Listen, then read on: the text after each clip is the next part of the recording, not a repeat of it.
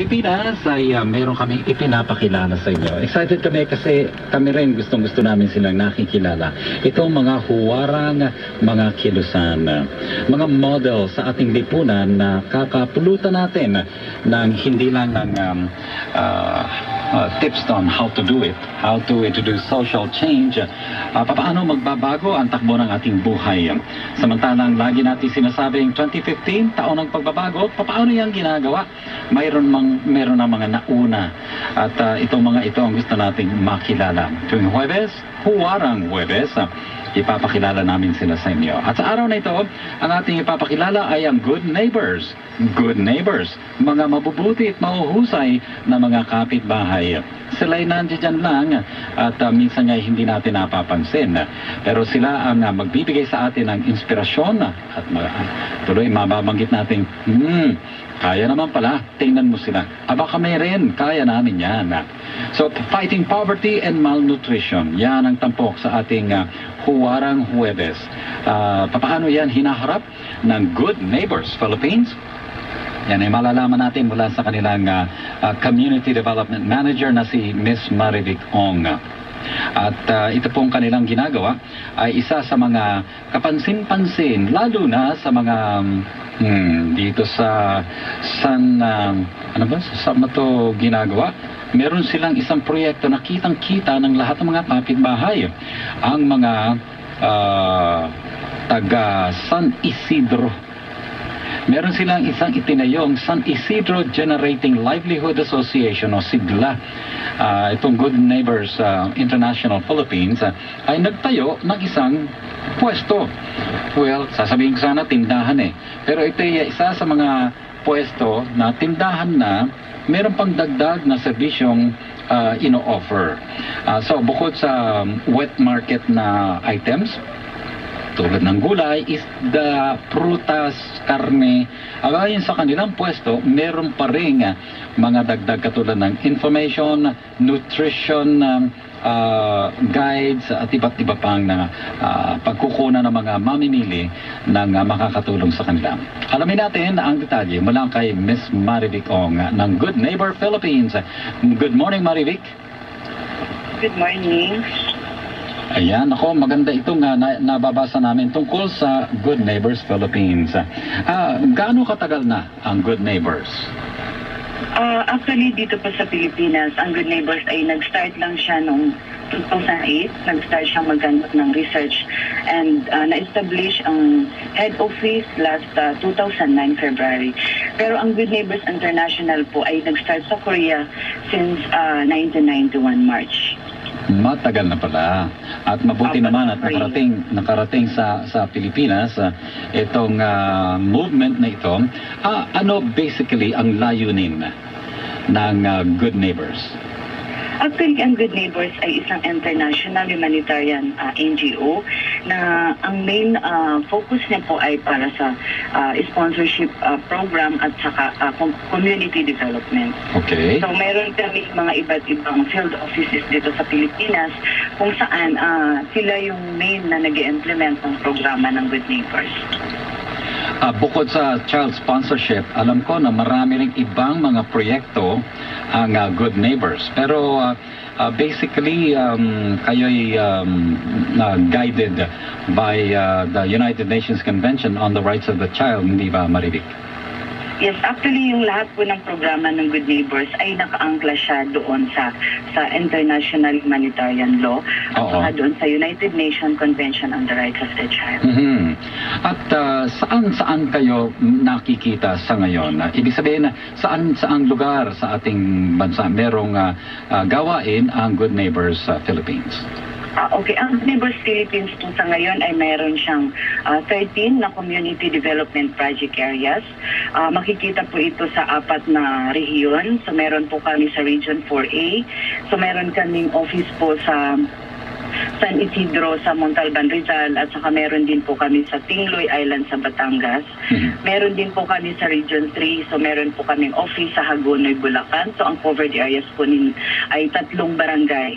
Meron din po kami sa Region 5, so meron po kami sa Preato, Diaz, Sorsogon at sa Gigmoto, Catanduanes. And we also have a field office po sa Laak, Stila Valley. So we are covering 3 barangays po. So Aguinaldo, Kilagding, and Longganapan barangays. And we also have recently opened a new project area in Region 8. Doon naman po ito sa Giwan, Eastern Samar, kung saan po isa sa mga mahulubhang tinamaan ng bagyong Haiyan or Yolanda po. That's right. Nako, mukhang talagang busy-busy kayo lagi. So, hindi lang child sponsorship ang inyong isinusulong, kundi kung ano man ang kailangan na tulong, yon ay sinisikap na ipaabot ng Good Neighbors sa mga nangangailangan.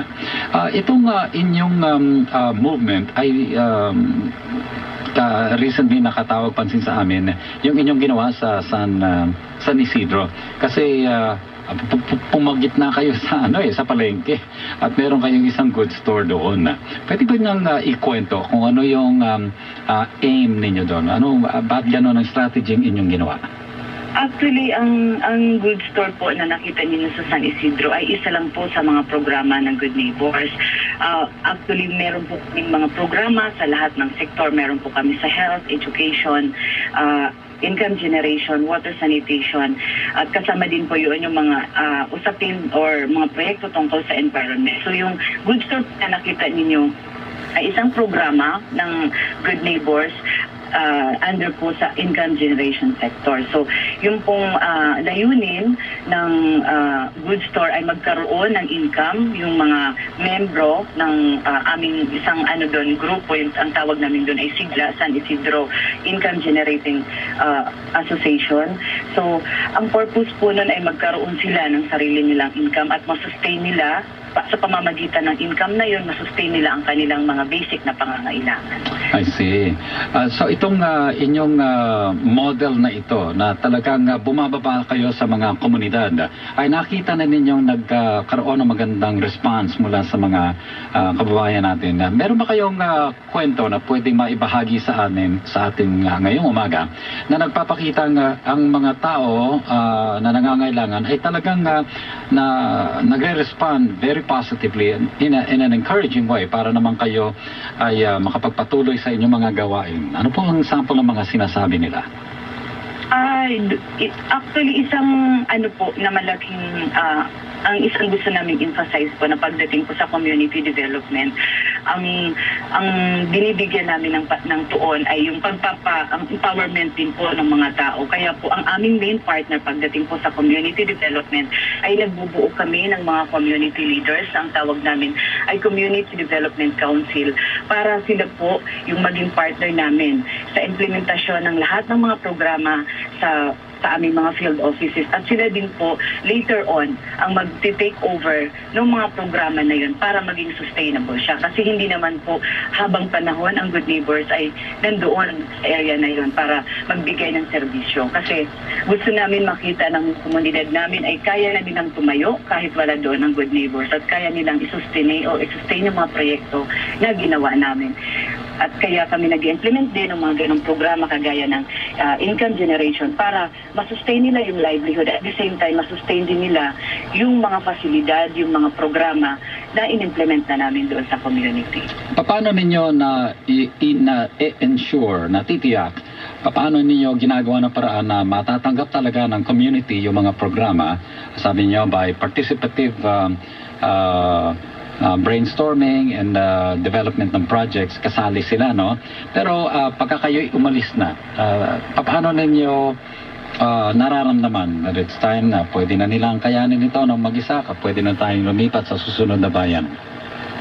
Sa ngayon po, dahil bago pa lang din naman ang Good Neighbors, sa ngayon tinitrain na namin yung mga community leaders kung paano nila i-handle yung mga programa na ginawa ng Good Neighbors doon sa community. So, ngayong stage po, nandoon pa lang kami sa training period kasi sa ngayon po, mga 6 na taon pa lang naman ang Good Neighbors dito sa Philippines at ang una naming project ay yung San Isidro Community Development Project Area. So, nasa stage pa lang kami ng training at later on po, mayroon kami mga indicators na nakaset para malaman namin kung ito na ba yung tamang oras para umalis sa Good Neighbors, kaya na ba ng community, isustain yung mga proyekto na ginawa ng Good Neighbors.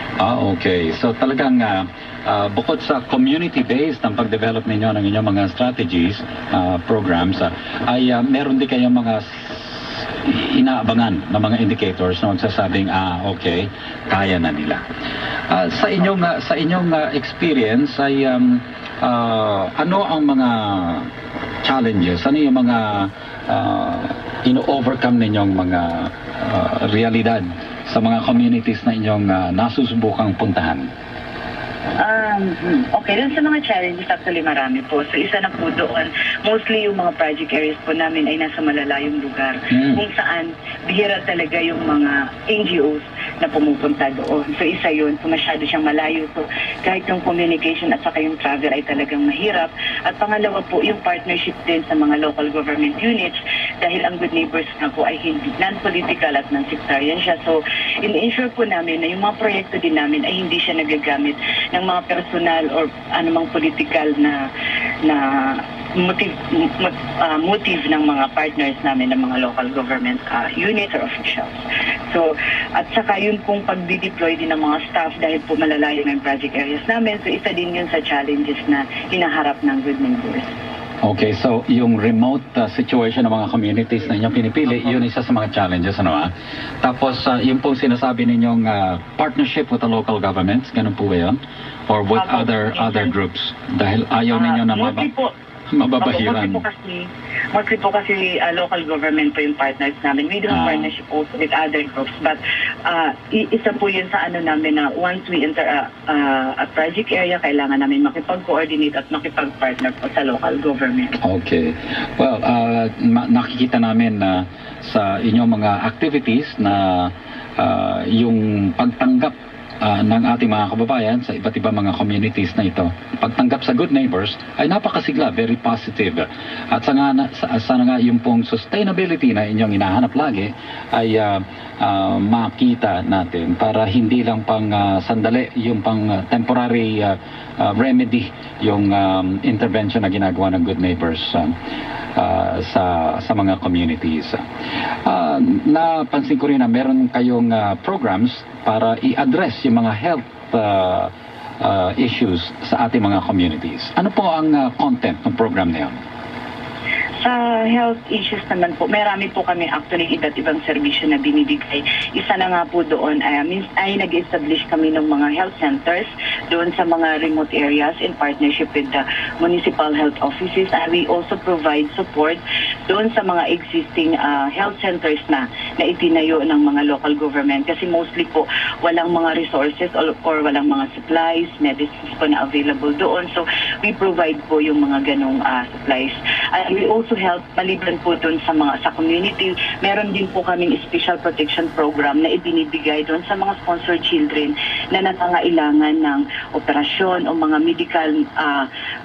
medical procedures na kailangan sa kunyari kailangan ng operasyon, ganyan. Tumutulong po kami doon sa mga bata. Okay, at sa inyo pong paplano ng mga ilalapit ninyo sa mga iba't ibang mga communities, alam ko na meron din kayong income generation projects. Paano po nag-work yun?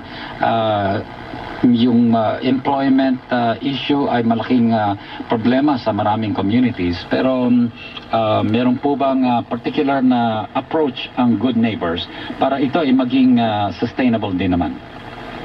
Yung sa employment issues po, kasi ngayon meron kaming mga vocational VOCTEC na mga trainings na ginagawa, pero wala pa po kaming direktang programa na naghahanap ng trabaho para sa mga graduates namin. Actually, yung pa lang din po yung pinag-aaralan namin ngayon, and nagkakandak pa kami ng research kung paano namin matutulungan yung mga trainees, mga nag-graduate namin ng training. Pero po yung sa mga IGP namin, yung mga group, so sa ngayon po, nagbubuo kami ng iba't ibang grupo sa community. So yung tinatawag namin na income generation group, para sila mismo, parang yung self-help group na yun, makabuo sila ng sarili nilang grupo kung saan gagawa sila ng kanilang income generation project. So, sa ngayon yun po yung focus namin. I see. Well, that's good. Meron pong presence sa Good Neighbors sa Mindanao, hindi po ba? Opo. Yun. At yun ay of interest para po sa ating mga listeners ngayon. We are simulcast on DXFE, ang himpilan ng FEBC sa Davao City. At pero ang inyo pong mga contact information pagdating dyan sa ibang area sa Pilipinas ay through email lang po, hindi po ba? Opo, meron din po kaming Facebook page actually. Okay. Pwede po nilang i-like yung Good Neighbors Facebook sa gni.fields, and meron din po kaming website, goodneighbors.ph. GNI... .fields. Okay, sige. And aming website po ay goodneighbors.ph. Okay. So pagka kayo ay nasa Facebook na, meron kayong mga sariling Facebook account, pwede ninyong i-type sa search bar ng Facebook yung Good Neighbors Philippines, lalabas na rin po yun. At itong kanilang Facebook page ay puno rin ng mga testimonies, mga storya, mga responses ng mga tumatanggap ng tulong ng Good Neighbors Philippines. In fact, ang kakapost pa lang dito ay dalawang school children nag-enjoy ng kanilang bagong-bagong gawa mga classrooms na itinayo ng Good Neighbors doon sa Giwan, sa Samar. Napakaganda po na. Ang galing na, very practical ang tulong na ibinibigay ng Good Neighbors Philippines. Sa ngayon ay ano po ang mga nakikita ninyong for the future ng Good Neighbors moving forward, especially in 2015? Ano po ba ang mga nakalatag na plano?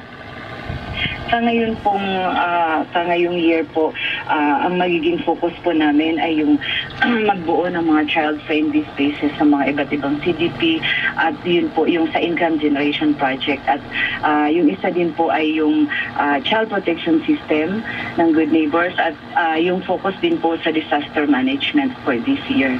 So yun po yung main program namin for this year. Pero actually we will also be implementing yung mga programa sa iba't ibang sektor, sa education, health, water, sanitation, advocacy, and income generation. Yun. Paano po pwedeng makatulong ang ating mga listeners, lalo na doon sa mga areas na nabanggit ninyo kung saan nandoon na ang Good Neighbors? Actually, meron po kaming mga iba't ibang offices doon sa iba't ibang region, or pwede din po nilang bisitahin yung aming Good Neighbors website. Meron po doong volunteer page, so pwede po nilang i-browse at pwede nilang tingnan kung saan sila pwede doon. So we're encouraging na mag-volunteer po sila sa Good Neighbors. Okay, sige. At ang contact number uli ay makikita doon sa Facebook page ng Good Neighbors Philippines. Tama po ba yun? Yes po, opo. Mayroon din po kami dito sa aming website din po. Okay, may website din ang Good News Neighbors, at yan ay ang goodneighbors.ph, goodneighbors.ph. Kitang-kita po dyan ang lahat ng kanilang mga proyekto, ang kanilang mga ongoing strategies, at kung paano pwedeng makontak ang Good Neighbors Philippines. Ano po ang pwede nating iwanan na hamon, reminder o panawagan sa ating listeners ngayong umaga sa oras na Pilipinas? Okay. So, inaanyayahan ko po ang lahat na mag-volunteer sa Good Neighbors Philippines para po isulong ang karapatan ng mga kabataan at itaguyod ang karapatan ng mga kabataan at ng mamamayan para sa ikauunlad ng mga komunidad at ng buong Pilipinas. Okay, mag-volunteer. Napakadaling gawin, lalo na kung nasa puso mo naman ang pagtulong, lalo na sa mga bata, pwedeng-pwede. Good Neighbors Philippines is always open na tumanggap ng mga volunteers. Alright, maraming salamat po, Miss Marivic Ong sa Good Neighbors Philippines. Thank you for your time, ma'am. Okay po. Yan. Ang Good Neighbors ay isa sa mga napili naming ipakilala sa